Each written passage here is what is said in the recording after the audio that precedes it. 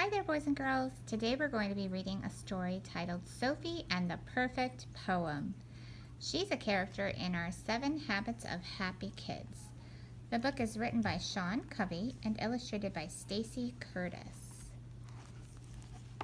Oh, here's a picture of Seven Oaks where all of our fun characters live from our 7 Habits of Healthy Kids. Sophie and the Perfect Poem. At school one day, Miss Hoot said, "Class, I'm going to pair you up with a partner and have you write a poem to share with the class in 1 week." Oh, I hope that I get Lily as my partner, Sophie thought. Lily, you'll be with Pokey. Allie, you'll work with Sammy, and Goob and Jumper will be together. And Sophie and Biff, said Miss Hoot. Uh-oh, look at Sophie's face and Biff's face. They don't look very happy. Sophie couldn't believe it. She didn't want to be partners with Biff. Biff was mean and scary. "Geez, Sophie, so all you got Biff," said Tagalong Allie. "Yeah," said Jumper. "That's a real bummer." "I'm probably going to have to write it all by myself," said Sophie. "It has to be perfect." The next day, Miss Hoot gave everyone time to meet with their partners. Sophie and Biff got together in the corner by the fish tank. "I think we should write a poem about the sun, moon, and stars," said Sophie. "That's dumb," said Biff. "I think we should write a poem about trees, wind, and water." Sophie sighed. This was going to be even harder than she thought. Sophie decided to talk to Miss Hoot.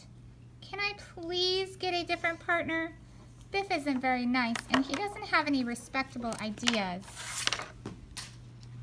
"Oh, my dear Sophie, if you get to know him, you'll find that Biff is really nice, and he has lots of good ideas, just like you," said Miss Hoot. "I'm sure you two can come up with a poem that you both are proud of. Just open your eyes." Sophie agreed that she would try.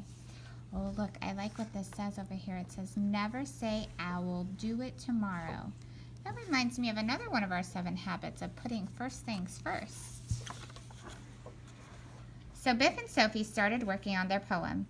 "What do you like about trees?" asked Sophie. "You can use them to make a beaver dam. My dad made one that took him 6 months, and I got to help."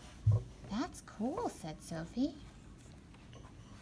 "I also like the sun, moon, and stars and all that stuff too," said Biff. "You do?" said Sophie. "Well, maybe we could put our ideas together." So they got to work. Over the next few days, Sophie and Biff hardly took a break. Look how hard they're working. All their papers, they're really talking together. The big day had arrived, and it was time for everyone to share their poems. Goob and Jumper got up in front of the class and read their poem first. "Our poem is called Bugs and Basketballs. Here goes," said Goob. "Basketballs and little bugs, everywhere you look. Little bugs and basketballs, see them in a book. If I had an ant, I would hide him in a plant. If I had a ball, I would bounce it off a wall. That would be real fun. Too bad this poem is done." "Well," said Miss Hoot, "that was, interesting." Next up were Sophie and Biff. Biff nervously read their poem, and Sophie stood proudly by. "Our poem is called Open Your Eyes. I opened my eyes and what did I see? The sun, the moon, and stars, the trees. I opened my ears, and what did I hear? A gentle breeze on water clear. I opened my heart, and what did I find? An awesome new friend and a wonderful time." Biff and Sophie gave each other a high five, and the whole class cheered. "Well, ruffle my feathers," said Miss Hoot. "That was perfect." Aww. "Wow, Sophie, your poem was willy good," said Tagalong Allie.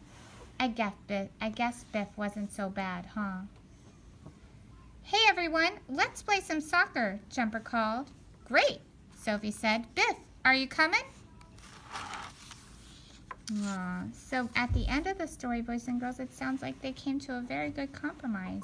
I hope you enjoyed listening to our story about Biff and Sophie. If you'd like to listen to it again, make sure that you have done first things first, and then you can come back and scan the QR code one more time. Have fun!